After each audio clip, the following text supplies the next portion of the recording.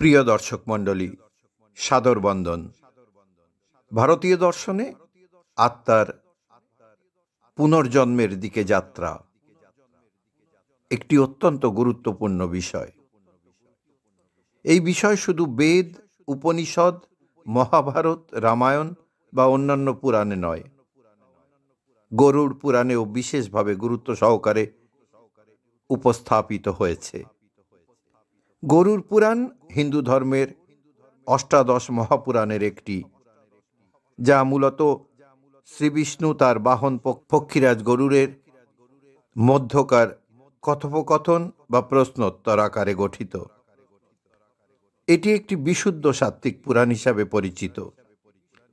গরুড় পুরাণে মৃত্যুর পর জীবাত্মার গতি, বিচার অনুযায়ী তার পুনর্জন্মের ধারণা ও কারণ তথা মুক্তির পথকে বিস্তারিতভাবে ব্যাখ্যা করেছে। আজকের পর্বে আমরা মূলত গরুড় পুরাণের আলোকে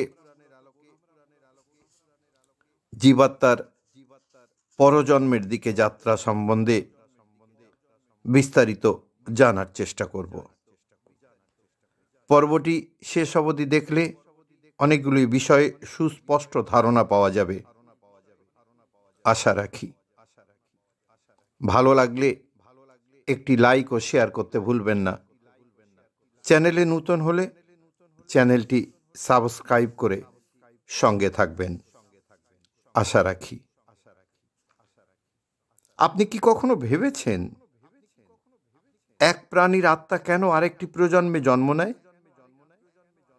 কেউ কেন একজন মহানুভব মানুষের পরে পশুরূপে জন্ম পায়? আবার কেউ কেন মহান পুরুষের সন্তান হয়ে জন্ম নেন? গরুড় পুরাণ আমাদের বলে, এই পৃথিবীর প্রতিটি জীবই ধারাবাহিকভাবে জন্ম, মৃত্যু, পুনর্জন্মের পথ পাড়ি দেয় এবং প্রত্যেকটি জন্মই জন্মায় তার কর্মের ফলাফল অনুসারে। আজকের এই গবেষণামূলক গল্পে আমরা দেখব আত্মা কিভাবে এক প্রজাতি থেকে অন্য প্রজাতিতে প্রবাহিত হয়, কোন নীতিতে সেই রূপান্তর ঘটে এবং গরুড় পুরাণে এর ব্যাখ্যাই বা কি। গরুড় পুরাণ বিষ্ণু ও গরুড়ের কথোপকথনের আকারে রচিত এক প্রাচীন পুরাণ, যেখানে মরণ, পরলোক, ধর্ম ও কর্মের ফল নিয়ে বিস্তৃত বিবরণ আছে। বিশেষত মৃত্যুর পর আত্মার গমন, পাপ পুণ্যের প্রতিদান এবং আত্মার পুনর্জন্ম এসব গরুড় পুরাণের কেন্দ্রীয় বিষয়। পুরাণটি বলে, জীবরূপের অসংখ্য ধরন আছে। ঐতিহ্যগতভাবে একটি সংখ্যা হিসাবে ৮৪ লক্ষ জীবরূপের কথা বলা হয়েছে। মানে আকাশ, জল, গাছপালা, কীট, পশু, মানুষ, দেবতা প্রভৃতি পর্যায়ে আত্মা জন্মায় ও অভিজ্ঞতা সংগ্রহ করে। গরুড় পুরাণে বর্ণিত সবথেকে সূক্ষ্ম পর্যায়গুলোর একটি হল মৃত ব্যক্তির কাছ থেকে আত্মা বের হওয়া এবং প্রথম ১৩ দিনের অভিজ্ঞতা। প্রথম ১৩ দিন আত্মা প্রায় পৃথিবীর নিকটেই থাকে।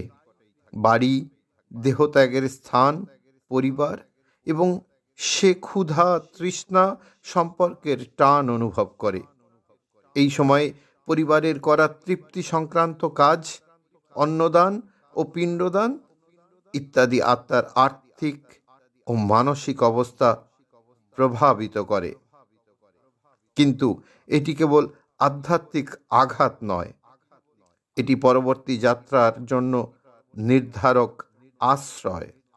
অপরপক্ষে গুরুতর পাপ থাকলে আত্মা নিষ্পাপ না হয়ে দ্রুত দণ্ডপ্রাপ্ত হয়ে নরকে পড়তে পারে। প্রাথমিক পর্যায়ের পরে আত্মা একটি দীর্ঘ দর্শনে প্রস্থান করে। গরুড় পুরাণে এর বর্ণনা প্রায় নির্দিষ্ট পথ, যেখানে যমদূতেরা আত্মাকে নিয়ে যায়। চিত্রগুপ্ত, যিনি মানুষের প্রতিটি কাজ লিপিবদ্ধ করেন, তার সহায়তায় বিচার শুরু হয়। বিচারের ফলাফল স্বর্গ, নরক কিংবা পুনর্জীবনের ধরন নির্ধারণ করে। কখনো কখনো আত্মাকে স্বর্গে ভোগ করতে পাঠানো হয়, কখনো শাস্তি ভোগ করানো হয়, এবং এই অভিজ্ঞতাগুলি আত্মার পরবর্তী জন্মরূপ নির্ধারণে সরাসরি প্রভাব ফেলে। এখানেই মূল প্রশ্ন, আত্মা কেন মানুষ থেকে পশুতে জন্ম নেয়, বা ঠিক উল্টোটা, পশু থেকে মানুষের জন্ম পায়? গরুড় পুরাণ মূলত বলেছে কার্য বা কর্মই নির্ধারণ করে জন্মের ধরন। সৎ আচরণ, পরোপকার ও ধর্ম পালন করলে আত্মা মানব বা দেবীর জন্ম পেতে পারে।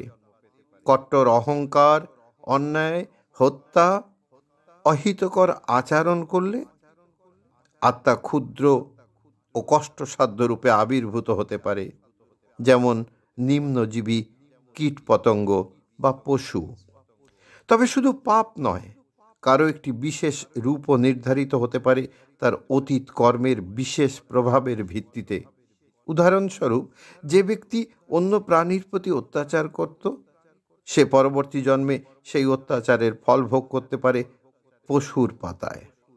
আর যে ব্যক্তি জলের প্রতি অপরিচর্যা করত, সম্ভবত জলজ প্রাণীতে জন্ম পেতে বাধ্য হতে পারে।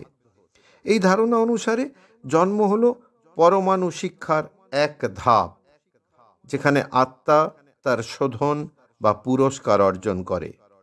গরুড় পুরাণে এমন কয়েকটি দৃশ্য আছে যা ভাষ্য করে করে বোঝায় যে আত্মার পুনর্জন্ম শুধু সাজা বা বিচার নয়, বরং শিক্ষা। এক কাহিনীতে এক রাজা চর্মকারকে নির্যাতন করতেন। পরবর্তী জন্মে রাজা পশুর আকারে জন্ম নিয়ে সেই নির্যাতন বা কষ্ট ভোগ করেন। আর এক কাহিনীতে এক সাধু নিরীহ আচরণ করে জীবজন্তুকে মুক্ত করতেন। তার ফলস্বরূপ পরবর্তী জন্মে তিনি মানব বা দেবতার আশীর্বাদ পেয়েছিলেন। এখানে একটা বাস্তব প্রশ্ন আসে, এই ধারণাগুলোকে আমরা কিভাবে পড়ব? গরুড় পুরাণ একটি ধর্মগ্রন্থ, এটি নৈতিক শিক্ষার গাথা। বেঁচে থাকার নীতিগুলি হারায় না। আধুনিক দার্শনিকরা বলেন পুরাণের পুনর্জন্মের রূপকথা একভাবে আচরণ প্রতিরূপ বুঝতে দেয়, অন্যদিকে আধ্যাত্মিক পাঠকরা এটি আত্মার ভ্রমণের শব্দ শারীরিক বক্তব্য হিসেবে দেখেন। মিশ্রভাবে গরুড় পুরাণ আমাদের সতর্ক করে যে আমাদের আচরণ শুধুমাত্র আমাদের চারপাশ বদলায় না, তা ভবিষ্যৎ জন্ম অভিজ্ঞতাও রচনা করে। প্রিয় দর্শক মণ্ডলী, অবশেষে গরুড় পুরাণ বলছে আত্মার পুনর্জন্ম একটি ধারাবাহিক শিক্ষা প্রক্রিয়া। প্রতিটি কর্ম, ছোট বা বড়, তার ফল রাখে এবং সেই ফল কোনোভাবেই নষ্ট হয় না। তাই করুণার পথই প্রকৃত মুক্তির চাবিকাঠি।